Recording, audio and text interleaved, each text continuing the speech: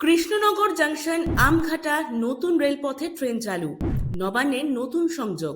Krishnanagar junction থেকে আমঘাটা পর্যন্ত নতুন রেলপথে অবশেষে যাত্রা শুরু হতে চলেছে নতুন লোকাল ট্রেনের। শুধু নতুন লাইন নয়, এটি পুরো অঞ্চলের যোগাযোগ, ব্যবসা ও যাত্রী চলাচলের মানচিত্র বদলে দেবে। কৃষ্ণনগর জংশন থেকে আমঘাটা পর্যন্ত এই নতুন রুটটি অতীতের তুলনায় সরাসরি ও স্বল্প সময়ের সংযোগ দেবে। আগে যাত্রীদের একাধিক বোতল বা দীর্ঘ ঘুরপথে যেতে হতো, এখন সেই যন্ত্রণা শেষ।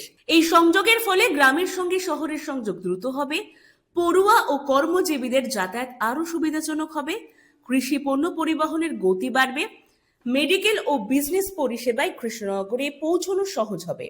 রেলওয়ে ইতিমধ্যেই করছে signalling test, line inspection, bridge safety check এবং ট্রায়াল রান। লোকাল ট্রেন চালানোর জন্য যে তিনটি ভিত্তি দরকার, line support, track stability, signal synchronisation, সবকিছুতেই সবুজ সংকেত মিলে গেছে। প্রথম দফায় চালানো হবে ছোট র্যাকের লোকাল, পরে বাড়ানো হবে ফ্রিকোয়েন্সি।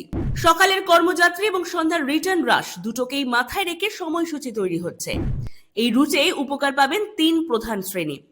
কলেজ ও স্কুল পৌঁছানো হবে দ্রুত, নির্ভরযোগ্য, তাই ছাত্রছাত্রীদের জন্য খুব ভালো। কর্মজীবী মানুষ যারা কৃষ্ণনগর আমঘাটা দৈনিক যাতায়াত কমবে 20 থেকে 30 মিনিট, এবং কৃষক ও ক্ষুদ্র ব্যবসায়ীদের। এটি শুধু ট্রেন নয়, এলাকায় নতুন অর্থনৈতিক প্রবাহ তৈরি করবে।